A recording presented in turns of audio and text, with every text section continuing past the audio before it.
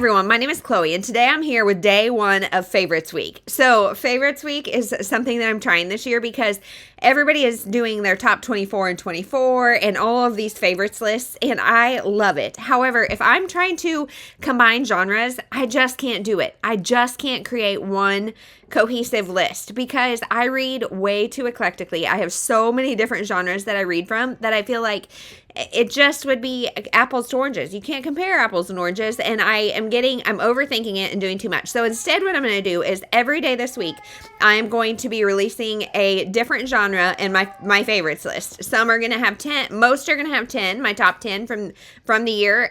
Some will have more, some may have less, but today we're going to kick it off with the middle grade. So you guys know I read quite a bit of middle grade with my daughters, by myself, all the things, and I love middle grade. Now, as a caveat, these are going to be books that we or I read in 2024, not necessarily books that are published in 2024. So let's get into it. My top 10 favorite middle grade of 2024. Now, these are also going to be primarily series, but there's going to be a couple individual books as well. This is not going to include graphic novels. No graphic novels here. That'll be a video of its own. So let's get into it. So the first one I'm going to mention is The Treasure Troop by Dory Hillstead Butler. So the Treasure Troop is a group of 3 kids who go on these adventures because of one of their old neighbors. Like, one of their neighbors is this old guy. Supposedly he died, and in his will, he left these 3 kids who were all a part of his life a bunch of different clues to go find a treasure. It's a 3-book series, and they have to solve so many different riddles and different forms of puzzles that it really made my daughters really interested in Morse code and all sorts of different kind of puzzles. And it was really fun. Next, also by Dory Hillstead Butler, is The Haunted Library. This is about a ghost named Kaz, and he and his family get blown out of their haunt because in this world, if the window is open, ghosts have no chance. They get blown off. So they all get separated, and he ends up in a library with this little girl who can see ghosts. And so they become buddies, and they try to find his family. It's a 10-book series where they're trying to find his family as well as help other kids and kind of ghost hunt throughout the neighborhood.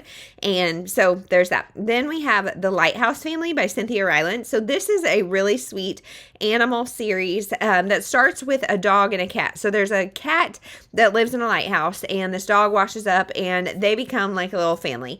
And then they get little mouse kids, and every book they're encountering a different animal. Not all of them come live at the lighthouse with them, but they help the different animals in different ways. And we learned so much about the Aurora Borealis and different animals, and they're really short reads with really nice artwork. And Cynthia Ryland wrote Henry and Mudge and Poppleton, and so we were excited to read a series by her. Then we have Mercy Watson by Kate DiCamillo. So Mercy Watson is the best. She is a domesticated pig, and she loves hot buttered toast, and she lives with her parents and her human parents, and they're just all the funny adventures that Mercy gets into. And there's also a spin-off series. So Mercy Watson itself is 7 books. These are very easy for my daughter to read on her own. I would say it's probably about a 1st grade reading level, maybe 2nd grade. And then there's a spin-off series which is Tales of Decawoo Drive, which is the street she lives on, and it just explores more of the characters in this town. But it is so cute and so fun, and Kate DiCamillo can do really no wrong. Then we have Alone by Megan E. Freeman. So this is a standalone book told in verse about a girl who, her and her friends make this elaborate plan to all sleep over together, but kind of tell everybody different spots where they'll be. And then something crazy happens. The friends get sick or something, so she can't do the sleepover. So she goes to her grandma's by herself. Her grandma's not there, and something happens and the world ends. Everybody has to flee. We don't know what's happening, and she is completely alone. So she has to survive for a long while by herself, and she does get an animal companion. But I was just stressed out, and I wanted to know what happened, and we sort of get an answer, but not completely. But the fact that it was told in verse kind of added to the suspicious nature, and I really enjoyed it. Then we have the Math Equals Trouble series by Claudia Mills. Claudia Mills is another author that we really fell in love with this year. And this one specifically, this series is 2 books. It's 7 times 9 equals trouble and fractions equal trouble. And it follows different characters and their struggles with math. And we got so excited to do like times tables and do fractions and learn all the things. And because the characters are trying so hard to learn it, it makes it really fun to learn along with them.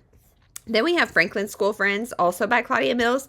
So that includes Kelsey Green, Reading Queen, Annika Riz, Math Whiz, Izzy Barr, Running Star, Simon Ellis, Spelling Bee Champ, and Cody Harmon, King of Pets. So this obviously takes place in the Franklin School, and you will probably love the Reading Queen one the best because it's an all-school reading contest, and so Kelsey is trying to battle this other boy in the class to read the most books. And when I say that we were motivated, all of us were motivated to read books. It was so motivating. And then personally, I loved Izzy Barr, Running Star, because I love to run. But all of them, Annika Riz, Math Whiz, it was like a Sudoku contest. All these kids are friends with each other, so you see all the same kids, and it is really fun. Then we have Anna Hibiscus by Atanuk. So this is a series about a little girl who lives in Africa, and her mother is Canadian, her father is African, and they live in Africa with her entire extended family in the house. And the book deals with different cultural things in a way that was such a good window book for my kids and good discussion points. And at some points, Anna Hibiscus goes to Canada to see her maternal grandmother. And so just cultural differences that are really highlighted, and poverty, and a lot of things discussed that were really great to talk about and read about. Again, this one is one that my daughter can read independently. I would say it's a little higher, more like 3rd grade maybe. Then we have Goon Bird Green by Lois Lowry. So Goon Bird is a character. She is very eccentric. She moves into the 2nd grade class, and she's got all these stories to tell. So much so that her teacher lets her have a daily story time, and she's really good at telling stories. She also has an extensive vocabulary, and so every time she says a word that other kids don't know, they write it up on the board. And the teacher also just has a heavy emphasis on vocabulary, so we learn a lot of words and kind of want our own vocabulary journal now too. And then last is Lucy's Lab by Michelle Houts. So this is 3 books. It is Nuts About Science, Solids, Liquids, Guess Who's Got Gas, and the Fossil Fiasco. And again, these are great science books that are just so fun. And we were learning about the states of matter. And so we read Solids, Liquids, Who's Got Gas.